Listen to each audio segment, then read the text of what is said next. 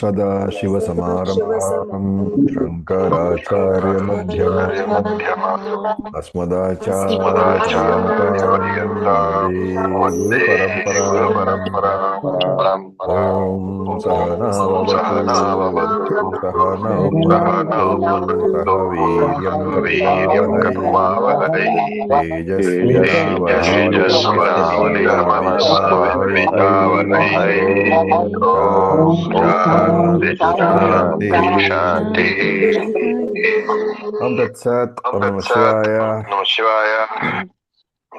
Okay, somebody's speaker is on, so would you please mute that because the feedback will disturb the class. Okay, so we had finished the 16th Karika of chapter 2, Maandukya Upanishad in the last class. So let us chant the 17th one. Chapter 2, Vaithatya Prakaranam, Karika number 17. अनिश्चिता यथा रज्जुः अनिश्चिता यथा रज्जुः अंधकारे विकल्पिता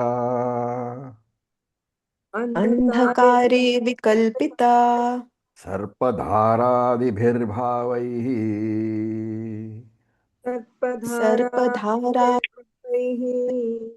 तद्वत् आत्मा विकल्पितः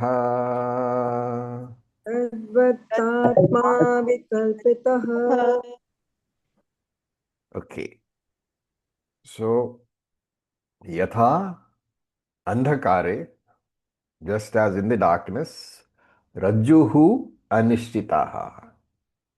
The rope cannot be clearly understood, clearly known. Anishtitaha, it is not certain what that is. So what's happening because of there's partial light and there is partial darkness. So because of the partial light, I know there is something in front of me, but because of the partial darkness, I do not know that it is a rope. Okay, so that is what is being said. Yatha andhakare rajjuhu anishchita. The rope is not clearly understood. As what? As the rope. But yet, I think there is something that's there, I know, because I can vaguely make out a shape. And because of the partial darkness, I am not able to understand that it is a rope. And therefore, vikalpitaha. Vikalpa takes place. Mistake takes place. I mistake it for other things. What other things? Sarpa, snake, dhara, streak of water, and then adi is there. So it can be anything, a crack in the ground. There are so many, a stream of water, a crack in the ground, something else, a stick, broken stick, a stick which is in, slightly, what do you call, a twisted form. So all these things are covered by the adi. So sarpa, dhara, adibhir, bhavaihi, in the form of various other objects like snake, streak of water, etc. I think these are possibilities, right? So dhara here means what? Jal dhara, stream of water. So that is the proposition. This is how we mistake a rope for something else. Then what? Then you have to connect.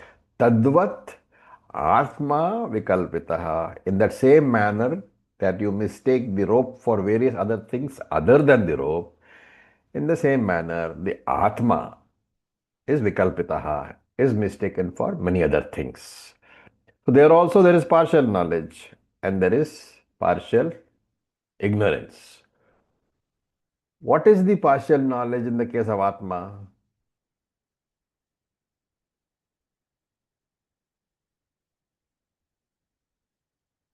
When you say in the case of Atma also, there is partial knowledge and partial ignorance. What is the partial knowledge part and what is the partial ignorance part? We consider as Sthula Sarir. My body as Atma, that is the perception. Okay, so I'll grant that. So you will know that I am there. The fact that I am there is known. Aham asmi is known. Right? I am. But what I am, the fact that I am the Atma is not clearly known. I think I am the body, I think I am the mind, I think so many things. Right? So we have to talk about two things. There is a, coming back to the rope, there is a general knowledge, a samanya jnanam, that something is lying in front of me. Right? Something is known, it is bent, it is twisted, and it's 3 or 4 feet long. But the Vishesha Jnanam is not known. What is the Samanya Jnanam? Idam Asti. Something is there. Right? But this is a rope. This is Rajju Asti. This is not known. And the problem lies with the partial knowledge and the partial ignorance. When you have that combination has two powers. The partial ignorance has avarna shakti, concealing power, and the partial knowledge has vikshepa shakti, projecting power. Right? So generally we say Maya has these two powers, avarna shakti and vikshepa shakti. So what is the avarna part? What is covered? So there are two parts. Generic, the Samanyanam, there is something. That is what the existence is. You have to look at the is part. That is the existence. There is something. There exists something is known. But the Vishesha part, the specific part, that it is a rope, is not known. So the Avarna Shakti covers the Rajutvam. There is no such word in English, okay? But the nature of being a rope, the ropeness, is covered. That ropeness, the Rajutvam, is called the Vishesha Amshaha, the specific part that is covered. Once the Avarna Shakti does its job of covering the specific part, of covering the Vishesha Amsha, which is the Rajutvam, the nature of being a rope, the ropeness, as I said, once that is covered, then what happens? Then the Vikshepa Shakti becomes active. Right? Once the Vikshepa Shakti becomes active, what does it do? It projects something onto that Samanya Amshaha. Samanya Amshaha is there is something. Actually, it is there is a rope. But the rope part is covered because of Avarana Shakti, and therefore the Vikshepa Shakti projects the snake onto that Samanya Amshaha. So the knowledge that I have, which is really there is something lying on the ground before me, because of the Vikshepa Shakti and the combination of the Avarna Shakti, that statement gets converted into what? There is a snake on the ground in front of me.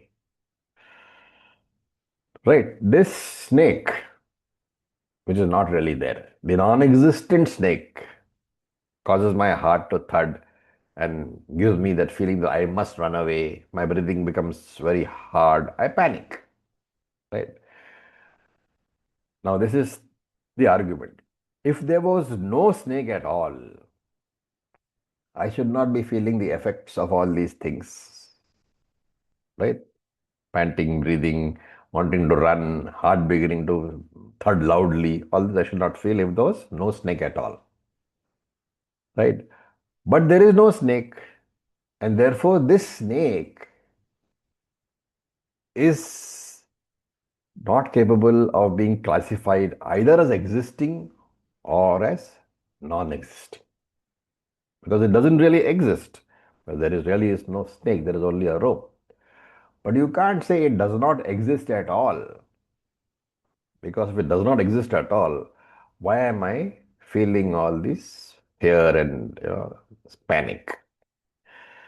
Therefore, neither existing nor not existing, it belongs to a reality which we call pratibhasika satyam, relative reality, not an objective reality, right? And who has given it that pratibhasika satyatvam? I have given it. It is not Vyavaharika Satyam. So you shouldn't use the word absolute reality. Normally in English, when you translate, you will say it is relatively real or absolutely real. The absolute reality really talks about what Paramarthika. So for a Vedantin, we don't use that. Whenever we talk about realities, in these contexts, it is better to use subjective and objective. If you're using English, or you use Pratibhasika and Vyavaharika reality. So the snake has got a Pratibhasika reality because it is capable of frightening me.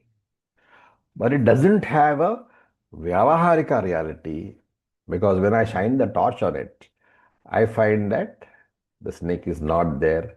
The knowledge that this is a rope results in the vanishing of the snake. And therefore, the conclusion is what?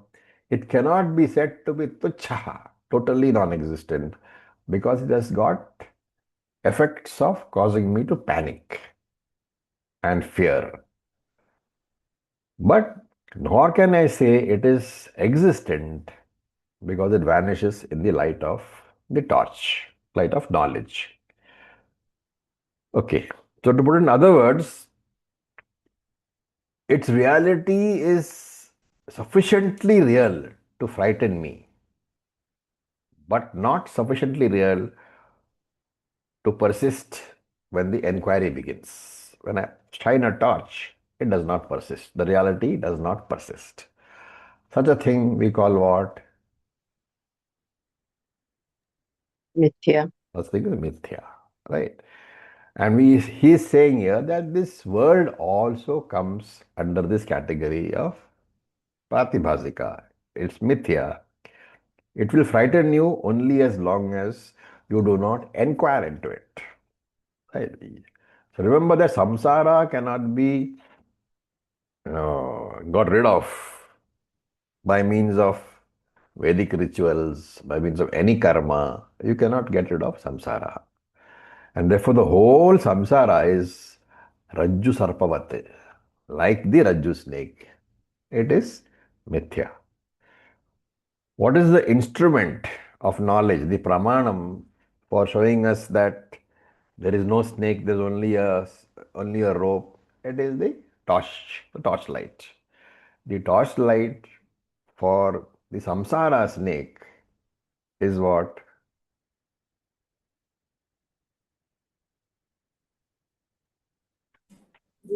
Shastra, the Jnanam. Atmagyanam. Jnanam. Atmagyanam. Jnanam. So that is Shastra, right? Shastram is the torch for removing samsara.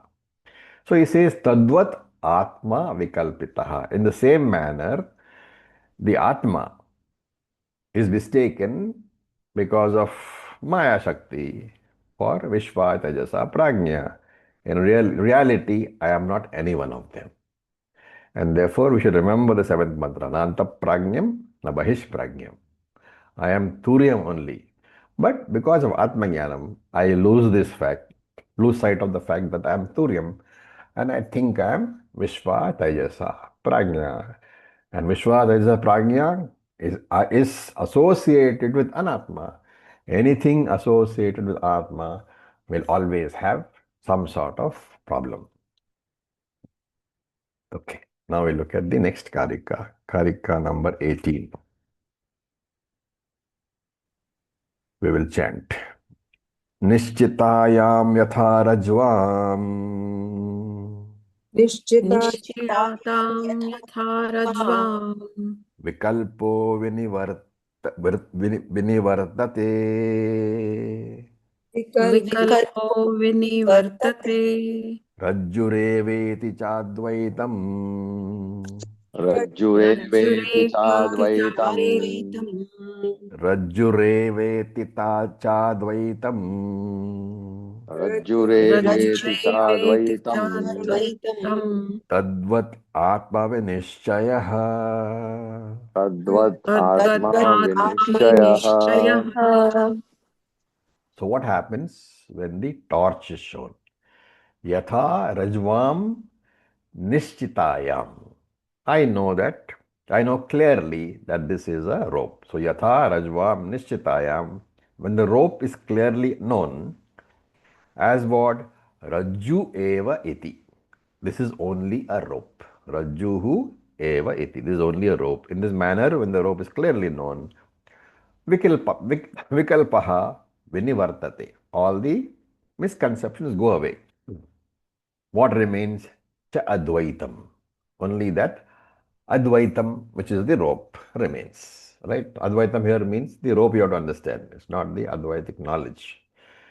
Then Tadvad, in the same manner, Tadvat, Atma Vinishchayaha. When Atma is known, Atma Jnanam is exactly like that. The cause of the appearance of the Rajju Sarpaha, the rope snake is what? Rajju Ajnana. So this is important idea that it is always the ignorance of the substratum which causes the problem. Right? It is not ignorance of the snake. It is ignorance of the rope. Because the rope is not known, the snake has been projected into it. And therefore, what should be the inquiry into? Not into the snake, into the rope. Similarly, Yatha Rajvam Nishchitayam Rajjureveti. We have to get a clear knowledge of the rope. And what is that? That this iti Rajjuhu eva. This is a snake. This is a rope, not a snake. And Advaitam, you have to say Advaitam avashishyate. Rajju alone remains. Tadvat Atma Vinishchayaha. Similarly, when I have studied the Shastram, when I have studied Maandukya Upanishad, and I have gained knowledge of what? Of the Adhishthanam, the substratum, which is what? Atma or Turyam. Right? When I have understood Atma and Turyam as myself, then the misconceptions, which are what? Vishvaha, Prajnaha, Tejasaha, Sthula Prapanchaha, Sukshma Prapanchaha, Karana Prapanchaha, all these subjective realities, they will go away. So you have to inquire into Atma only. Okay. Now we look at Karika number 19. We will chant. Pranadibhiranantaischa दिभिरनन्तैश्च प्राणादिभिरनन्तैश्च bhavair aitar vikalpitah भावैर्वैतैर्विकल्पितः भावैर्विकल्पितः bhavair aitar vikalpitah भावैर्वैतैर्विकल्पितः भावैरेतैर्विकल्पितः मायेषा तस्य देवस्य मायैषा तस्य मायैषा देवस्य तस्य देवस्य यया सम्मोहितः स्वयम् यया सम्मोहितः स्वयम् सम्मोहितः स्वयम्. So the first line is actually a question from the Purvapakshi. If Vikalpitaha, the Atma, is mistaken for various other things, and what are the various other things he says? Pranadibihi, like prana, etc. And how many other things? Anantaischa. So if the Atma is only one, how can it be mistaken for infinite number of things, ananta bhavaihi, infinite number of things like prana, etc. Okay. So here, prana is Ishvara. You have to remember Tattva Bodha. Right? Prana is Ishvara. And therefore, the ananta bhavaihi can be taken as the other two things. What are the other two? Jiva, Jiva and Vak Jagat. and Manah. Jiva Vak and and Jagat. Manah. Jiva and Jagat. You don't forget there are only three things. Jiva, Jagat, Ishvara. If prana means Ishvara, the Ananta Bhava is infinite number of things on Jagat and Jiva because Jagat is infinite and Jivas are infinite. So the question being raised by the Purvapakshi really is, when Atma is only one, how is it that is mistaken for infinite number of things like Ishvara, Jagat, Jiva, etc. What is the answer?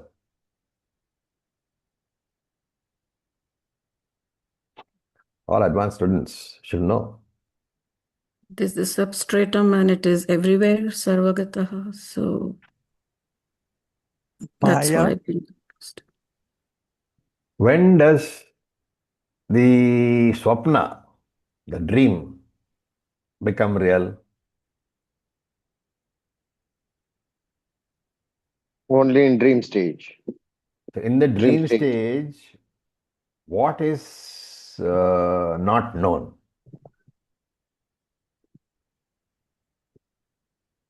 What is lost sight of? Satyam, That the I am the reality. waker. I that I am am I am a waker is lost sight of. So I am a waker is the reality. Why? Because waker is the substratum for the dreamer. The dreamer arises only in the waker, right? Waker projects the dreamer in his, and then the dream begins. Therefore, when you lose sight of the waker, the dream becomes a reality. And therefore, if you think that Ishvara Jagat Jiva is real, what have you lost sight of? Paramarth. And the Brahman. That You you have are lost actually sight Atma. of Brahman or Atma. Okay, so the thing is, the answer to the question is, once Satyam is lost sight of, then Mithya will be mistaken as Satyam. Whenever you lose sight of the Adhishthanam, the truth of the Adhishthanam will therefore appear as Satyam. The various forms and names will appear as Satyam. Right? So you can take the case of the Raju Sarpa also. When does the Mithya snake appear Satyam? When you have lost sight of the truth of the rope. When the Raju is not known, then the Sarpa becomes Satyam. Now, here what happens is, in all other darshanas, most of darshanas, in fact, all other darshanas, excepting Advaita, they do not accept that the seeker, the sadhaka, is the Satyam. And when you don't accept that you are the Satyam, what will you do? To look for Satyam, what will you do? looks outside everywhere else. You will But look everywhere else. Right? And when you seek outside, remember that whatever you seek outside are only objects, and all objects are mithya. Therefore, the very technique of enquiry that the other darshanas adopt, which is what? Look outside, meditate. You will meet Brahman. Brahman will give you darshanam. All these things. In samadhi, you will get darshanam of Brahman. You are talking about Brahman as an object, as an entity outside you. Any entity outside you is necessarily mithya because you are the only Satya. Therefore, all the very technique of this enquiry or looking outside, whenever the enquiry is directed outside you, it is ab initio without result. The enquiry will not give you the result that you want. Freedom, moksha. Because it is you who are the Satyam. How can you ever come across yourself outside you? Right? And this is the answer. Why does this happen? Why does this seeker seek moksha outside? So Maya Isha. Esha Maya. This is the power of Maya. The Satyam is always available as what? I, the witness consciousness. I, the Sakshi Chaitanyam. And yet, even though it's available as I, the Sakshi Chaitanyam, because of this deceptive power of Maya, I tend to look outside and not inside. So he says, Tasya Devasya. So Devaha here means Atma. Tasya Devasya, that very power of Maya which is within you, that very power which is again within you, Yaya swayam sammohitaha. By that same power, you are confused. You are deluded. Right? So very, very, of course, we know all this. It's all basically nididhyasana. Now, there are these delusions or illusions which you have, they can be classified into two. One is taking an outside Ishvara as the Satyam. So I can, because I'm saying outside, I'm saying Vyavaharika Ishvara. And as I said, Vyavaharika reality, we can use the term objective. So taking an objective Ishvara as Satyam, right? That is one fundamental mistake. And how would you define an objective Ishvara?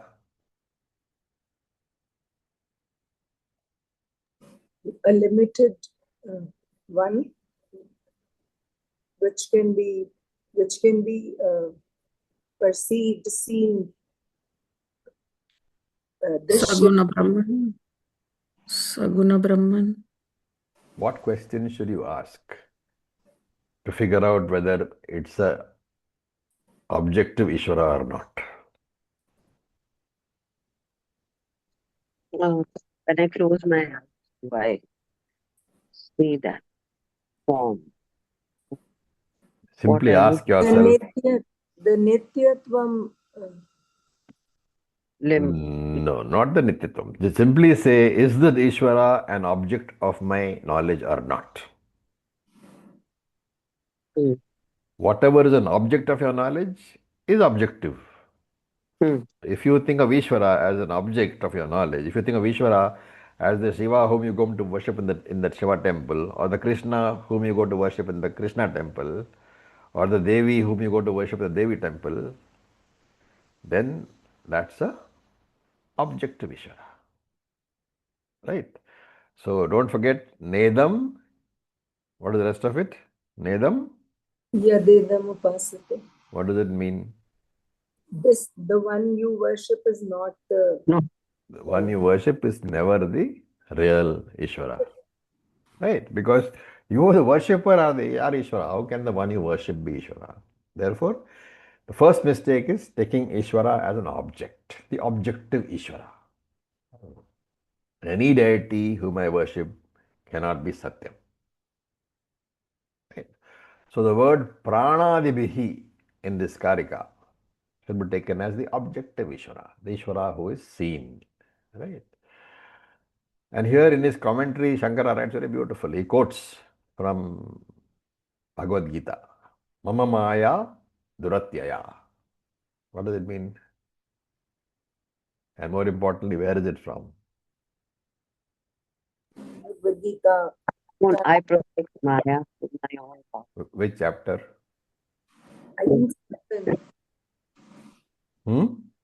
7 or 7. 7. I'm surprised. I thought many of you guys do chanting. If you chant regularly, these are all immediate recalls. It's 7th chapter, 14th verse. So he says, Mama Maya Duratyaya. This is the reason. Because Krishna himself says, it is very difficult to cross over my Maya. Duratyaya. It is very difficult to cross over Maya, but it is possible. How? With the help of Shastram and the Acharya. So what are the various confusions that come? That also needs to be discussed. So the next few karikas talk about the various kinds of confusions or delusions which will happen when you follow other darshanas. Okay, we will look at karika number 20. We will chant. Prana iti pranavidaha. Prana iti pranavidaha. Bhutaniti cha tadvidaha. भूतानीति Bhutani च cha तद्विदः vidyaha. Guna iti gunavidaha. गुणा इति Guna iti गुणविदः gunavidaha. Tatvaniti cha tadvidaha. तत्त्वानि Tatvani cha tadvidaha. तद्विदः. So the next 7, 8 karikas, they talk about other darshanas and they are pointing out the various problems that arise when you follow other darshanas, right? Now there are some atheistic darshanas, philosophers, Nastika darshanas, who don't accept Veda Pramanam, right? Out of all these darshanas which are confusing you, remember that some are Nastikas. And when they say Nastika, in the philosophical sense, for us, Nastika is a person who doesn't accept Veda Pramanam. And then there are Astika philosophers also. Astika darshanas also means they accept Veda Pramanam, but they are still confused. So Gaudapada is saying that the idea is not whether you are Astika or Nastika. With or without the Veda, you are still confused. Right? Interestingly, in the Bhashyam of Mandukya, Shankaracharya does not comment on these karikas at all. On these 7, 8, karika 20 to 28, I think it is. He doesn't make commentary at all. Why? Because he thinks, what is the relevance of this for a person who is a real seeker?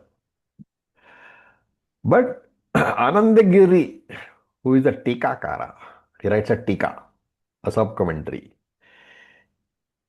He writes that it is necessary to understand these other confusions.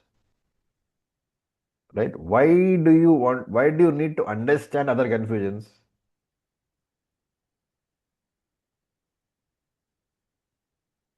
It's almost like neti neti process. Like when you see something else is wrong, then what you're pursuing is right. Yeah, so you need to understand other confusions to ensure that those confusions don't confuse you. Okay, that is why it is necessary to understand other confusions. Shankara is, far ahead of us, so he doesn't bother. But Anandagiri writes, he gives a brief note, right? Now look at the words, pranaha iti pranavedaha. So prana here is Saguna Ishvara, right? The objective Ishvara. Now remember that very many darshanas, they say Ishvara is the ultimate Satyam. And therefore you should worship Ishvara. So when these sort of things are talked about, Saguna Ishvara, when you say is the ultimate Satyam, you should remember that this reference is to whom? There are people who are very staunch karmakandis, right? They don't believe in jnanakanda at all. So they are only karmakandis. And karmakandis who accept the Lord. So they say that karmakanda and upasana kanda, they both present Ishvara as the Lord. Subject Saguna Ishvara as the Lord. And therefore it is necessary to worship them. But remember always that Saguna Ishvara worship is absolutely necessary. Okay, without that, you won't get Chitta Shuddhi. But it is necessary only up to a particular stage. Once you acquire a certain degree of Chitta Shuddhi, then you have to drop Karma Kanda. Then you have to move into Jnana Kanda. Right?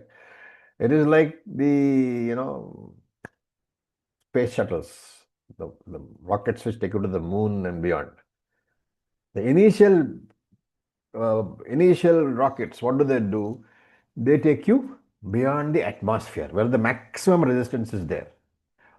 Once you go beyond that, then you will find, if you watch the videos, you will find that part is dropped off. That first booster part is dropped off. And then the other ones, the booster rockets as they call it, they take over. The booster engines. The booster engines propel you in space where there is less resistance. So your karma khanda is the initial stage rocket, first stage.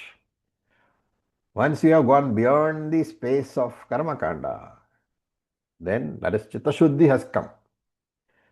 Then you should use the jnanam engines to take you. Therefore, seeing Saguna Ishvara as an objective God and worshipping as objective God is fine. Seeing him as a God outside me is fine, but only up to a particular stage. And once you come to that stage of acquiring jnana yogyata, chitta shuddhi, the next stage is to remove the difference between the Lord as subject, a Lord as object, God the object, and I the subject. Those two have to merge. Right? If you remember the seventh chapter of Gita, Krishna says there are four levels of bhakti. What was the last sentence about the fourth level? The Jnani Bhakta is, Krishna says the Jnani Bhakta is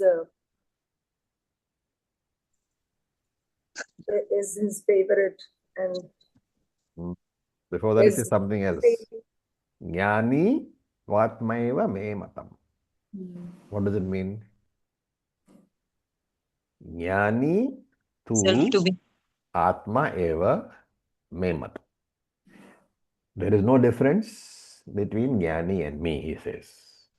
Right? So, in that level, Raguna Ishvara is not there. I, the worshipper, am not there. Only I, Ishvara, am there. Nirguna Ishvara. So, there is got to be no difference between Bhagavan and Bhaktaha. This is what we are talking about. Dvaita Bhakti is okay in the beginning, but Dvaita Bhakti cannot be the end. If you remain in Dvaita Bhakti, you will never get moksha. And therefore, Gaudapada here is criticizing all those people who are unfortunately, rooted in Dvaitam because they are not moved to Jnana. So look at the words. Bhutani iti cha tadvidaha. What is bhutaha? Bhutani, what is it?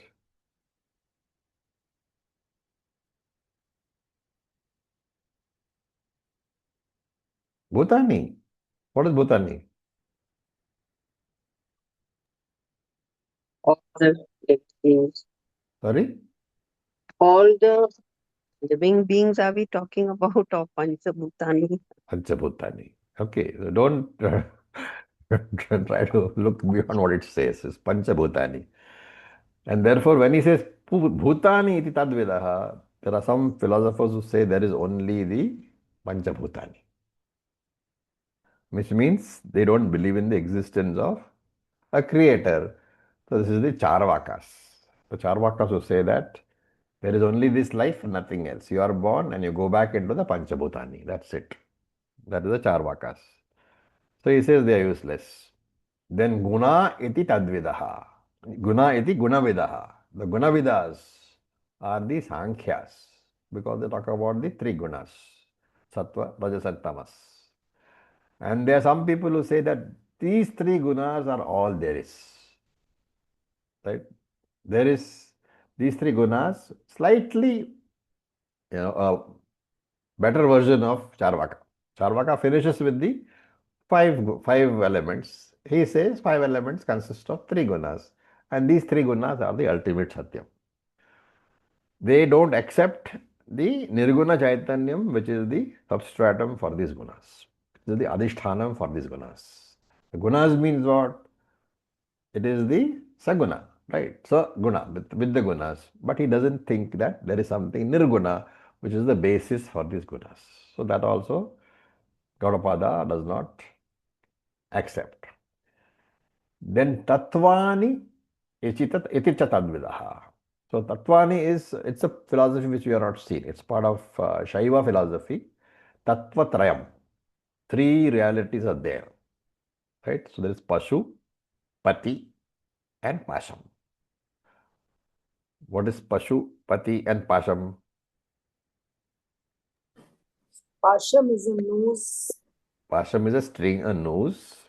Pashu is the Jivas, and Pati is the Lord of the Jivas. So there are three things. The Lord is there, Pati. Pati literally means Lord, right? Pashu are the Jivas, and Pasham is the string that the Lord uses for putting around your neck and making you walk around. The string which controls all the jivas. Okay. This is all not Gaudapada's inventions. If you have the Gita text, Gita press text, not Gita text, the Gita press version of, there's a text called Ishadi No Upanishad. It's a fat one, you know. You'll find all these mentioned, these darshanas are all mentioned there in the in the bottom lines. Okay, so these darshanas are there very much, so they are being mentioned over here, and that is why the commentary is there. So with this, he has dismissed these people. Then he goes to the next Karika. He takes up some more philosophers. So we will look at Karika number 21. We will chant. Pada iti padavidaha पादा Pada इति iti पाद padavidaha. Vishaya iti tadvidaha Vishaya विषया iti इति tadvidaha. तद्विदः Loka iti lokavidaha लोका इति Loka iti लोकविदः lokavidaha. Deva iti cha tadvidaha देवा देवा Deva इति इति iti च च tadvidaha. तद्विदः तद्विदः So, Padavetas, they are called. Padavetas is the one who says that the Atma has four padas, right? And that is the ultimate reality. Now, you might think this is what Maandukya also says. Then why is Gaudapada refuting this? Only the fourth, the Turium is reality for us. We don't say that the other three padas are real. Okay, good, fair enough. So, Maandukya says that four padas are there, three are mithya, and the fourth alone, Turyam is Satyam. But these Padavetas, ones who are these darshanas, they say all the four padas of Atma are the ultimate reality. Right? For them, all four are Satya. So that is being dismissed. So remember that he's just mentioning it. He is not saying I dismiss it.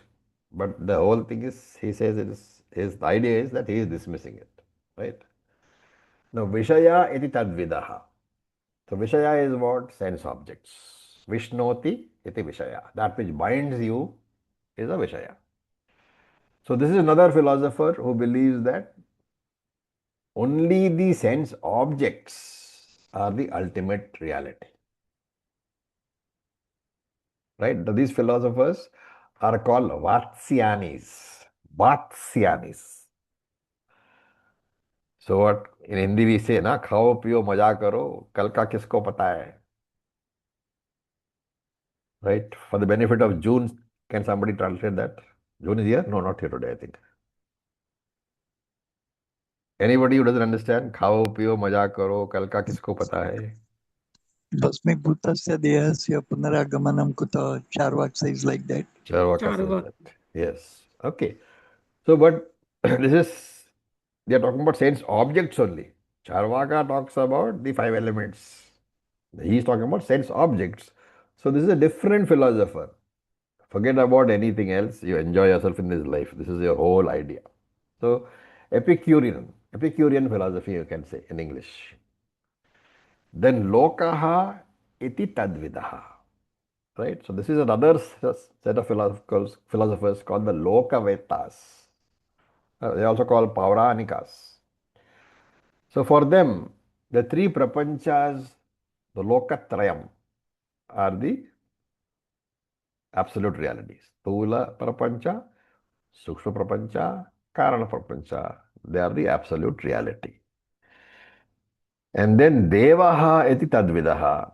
There are other people, now here we refer to Upasakas, who consider the Devatas like Indra, etc., Indra, Yama, all these are the ultimate reality. Why? Because they are the presiding deities for the entire universe and therefore they actually control the universe. All the uh, goings on of the universe are controlled by the Devatas. Therefore, they are the ultimate realities. So, these are called people who are considering devatas as the main reality. They don't go beyond that. Right? Beyond devatas, there is Nirguna Chaitanyam, which they don't see.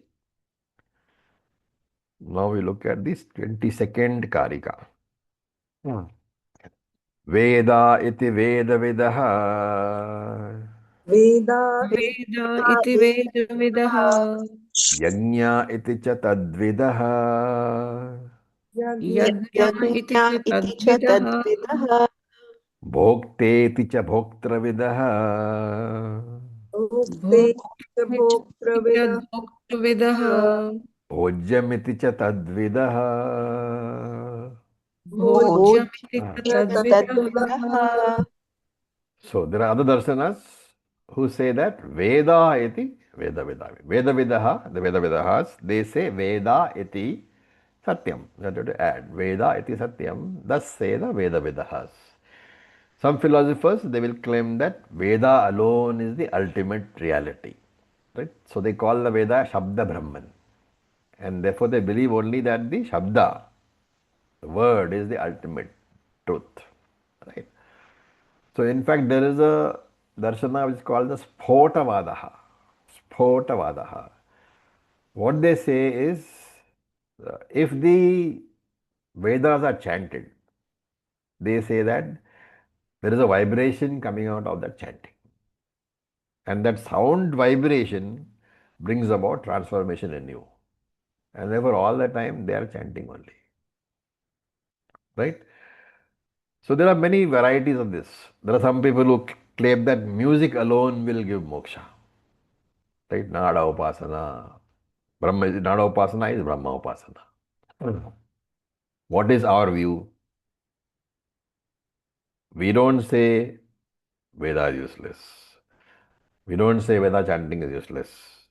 We don't say mantra chanting is useless. But we say that all this will produce Chitta Shuddhi. They will produce Jnana Yogyata. But if you just concentrate on the chanting without learning the meaning of the mantras, we say you will never get moksha. But they say Nada Brahman will liberate. Right? They will spend, hours every day on the correct chanting, swara, pada, all that. But to learn the meaning, they say not necessary. Because Veda is meant to be chanted. And that is why, you will, this word vibration has got into the English language also. Lots of people talk about vibrations. Right? If you only vibrate, nothing is going to happen to you. There will be no moksha. You might get Chitta Shuddhi. In fact, you will get Chitta Shuddhi with mantra chanting. But you will definitely not get Jnana. And Jnanat eva kaivalyam. Without that, there is no moksha at all. Then the next one, Yajna iti cha tadvidaha. So this philosopher is one step better than the last philosopher. The last philosopher said what? Chanting the Veda is enough. Right? But this guy, this Yajna iti tadvidaha, this guy says that Vedic chanting alone is not enough. You have to study the meaning and implement. Right? Study the meaning and implement the teaching. What do we say? This is very close to us. Okay. This fellow is saying that chanting is fine, but you have to understand the meaning of the words and implement. What do we say? This one is talking of Karma Kanda. Yes. So when you say implement, he is talking about Veda Purabhaga, where you study the mantra and then do what the mantra says you should do. Therefore, yajna. Right? It's a karma kanda only. And these people say that karma, the yajna itself will give you moksha. Karma itself will give you moksha. There's a very strong, philosopher whom we saw in one of our texts. What text was that?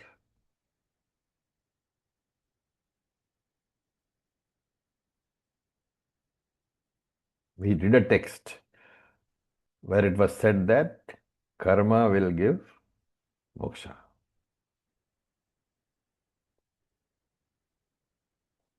And then we refuted all that, of course. What was that?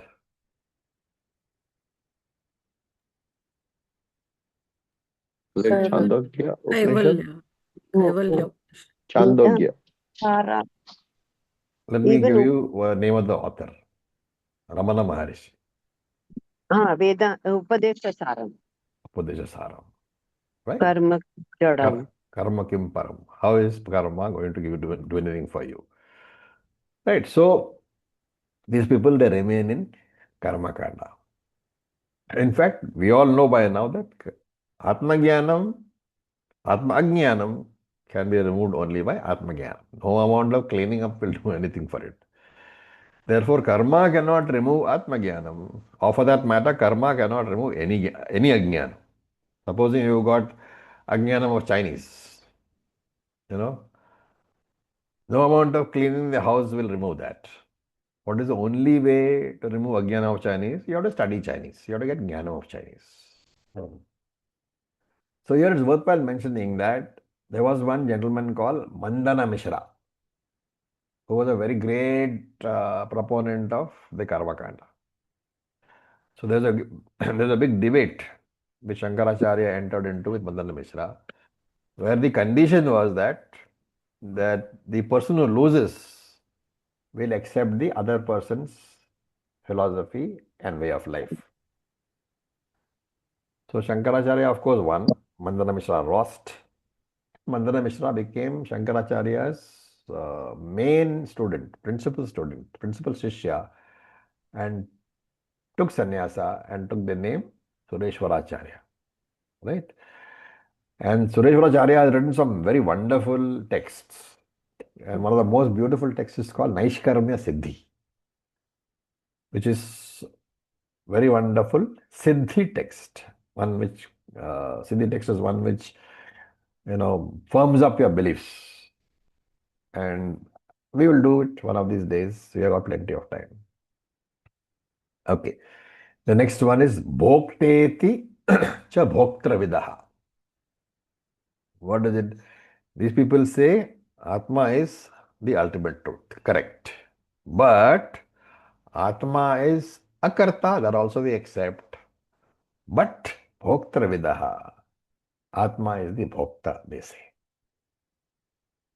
Atma is the experiencer. Atma may be Akarta, but Atma is also the experiencer. So that also is a Sankhya view, incidentally. Sankhya says Atma is Bhokta. Now, last one is Bhojyamiti cha tadvidaha. Another set of people who say that Bhojyam, the objects of enjoyment, are your ultimate reality. Okay, I think we have time for one more Karika.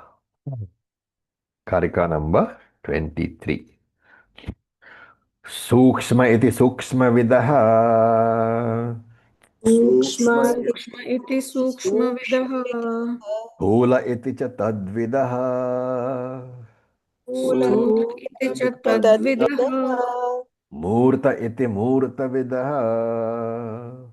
Murta iti murta vidaha. Amurta iti cha tadvidaha. Amurta iti cha tadvidaha. So sukshma iti sukshma vidaha. Thula iti tadvidaha. Okay, there are philosophers like the Jains. Jainism is there, and Jainism has two main branches, Shvetambaraha and Digambaraha.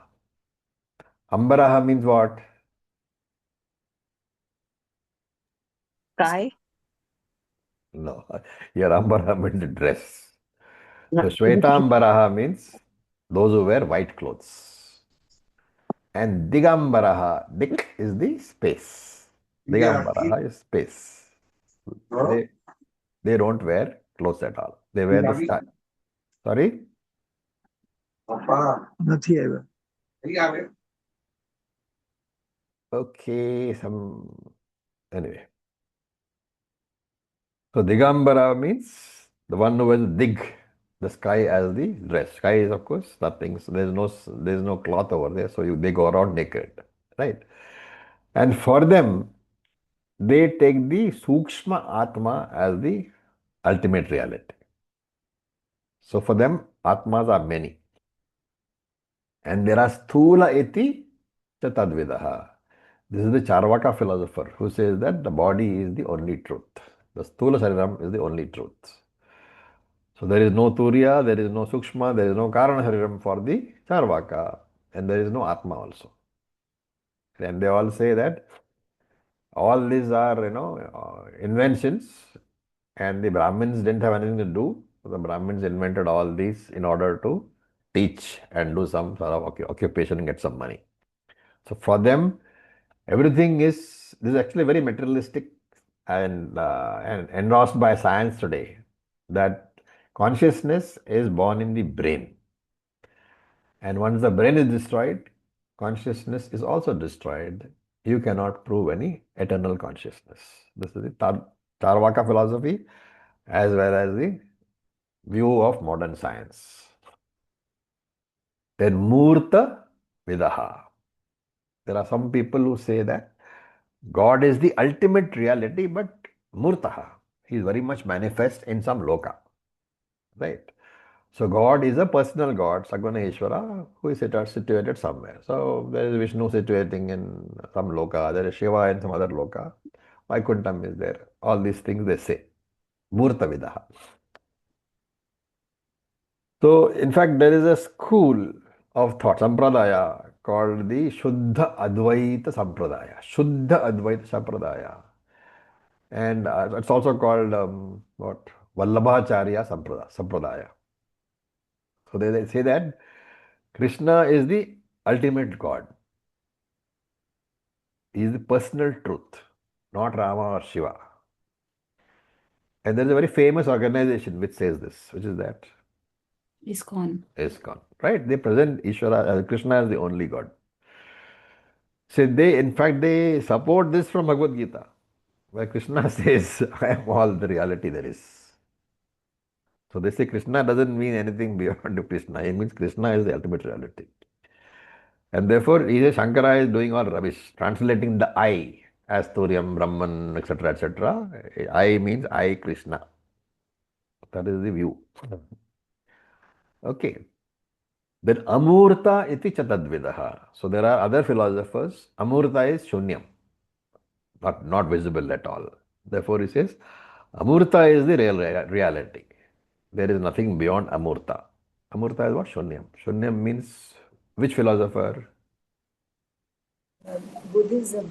Buddhist. Buddhism. There are also a particular strain of Buddhism called Shunyavadis. Nirvana. Right? There are many others.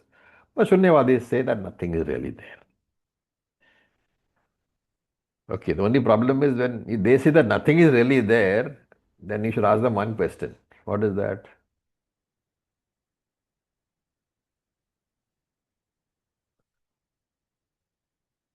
What is the question that you can ask which reveals the fault in that statement, nothing is really there? Sorry? Then who are you? You can ask who is saying that nothing is really there. Okay, so with this we'll stop for today. Any questions? Just to, I'm trying to clarify about my understanding that last few karikas that we see, Sukshma Iti, Sukshma Vidaha, and all those. It's like, a blind man trying to know the elephant, Absolutely. putting together. Absolutely. You look at the leg and say it's the elephant. You look at the tail and say the elephant. Like that. So I have one more question, Acharyaji, Yeah. about the when we are doing mental imagery or meditation, that's all mithya. Of course. Okay. You yourself are mithya. Where is the question of anything satyam arising out of that? True. Right? Just remember Yes. one thing, like we all talk a lot about paramarthika and paramarthika, vyavaharika. And sometimes when you give forward some view about something, this is a very common, criticism. You are rooted in paramarthika, non-duality. How can you talk about this? Because talking itself means duality. Is it not? Talking means your body, tongue is there, the listener is there, the talker is there. What is the answer to this? That's all mithya again. It may be mithya, but remember that you should never confuse between the two. In fact, the entire, what they call focus of Shastra is what? Any confusion between mithya and satyam is the problem. As long as you understand satyam to be satyam and mithya to be mithya, you can be happy. So even while talking Shastram, you are talking about Paramarthika, but you are talking in Vyavaharika. You cannot use that argument in a Vyavaharika plane. Because the person who's arguing with you is also in Vyavaharika, you are also in Vyavaharika. How can you not have Vyavaharika as the base? Mithya is always present. What you have to be able to see through the Mithya and understand the Satyam. It doesn't mean you dismiss the Mithya. It's very much there. So still, when we do mental imaging, that is like our pratibhasika. What when we do say imagine something? Any imagining is Pratibhasika. It can be voluntary. They all ask only one question. Pratibhasika means Prati Abhasaka, appearing only to you. That is the definition of Pratibhasika. What appears only to you is Pratibhasika. The same thing appears to somebody else. It might be Vyavaharika. So we are able to step down from Vyavaharika into Pratibhasika. Step up. And by analogy, we should be able to step up into. No, you will not be able to step up Hmm. because there is no step up at all. You are. You can understand. You are Brahman. You can understand that. But you can access Brahman separately. That there is no I to access Brahman. There is no you to access Brahman. That is the catch. You can only understand that you are Brahman. You cannot say, I am going to access Brahman. Om, sir, you Yeah. have often told us about the Shruti or the Tanpura example, which is always in the background. And that is what I am. But I am That in should be Vyava. there in your daily life. But life has to be lived, right? So one as an advanced student, one of the problems which you have to grasp with, how do I keep my back in Paramarthika and work in one leg in Paramarthika and one leg in Vyavaharika? How do I do that? It's only through understanding. There is no other way. If you try to mix the two, you will definitely end up in confusion. Okay, with this, thank you for your patience. Om Purnamadav Purnamidam Purnat Purnamudachyate पूर्णमुदच्यते पूर्णस्य Purnasya Purnamadaya पूर्णमादाय Purnameva Vasishyate पूर्णमेवावशिष्यते Om Shanti ॐ Shanti शान्ति शान्ति Shanti शान्तिः Om Tat Sat Om Namah Shivaya. Thank you for your Thank patience. you, Raviji. Om Om Om. Thank you.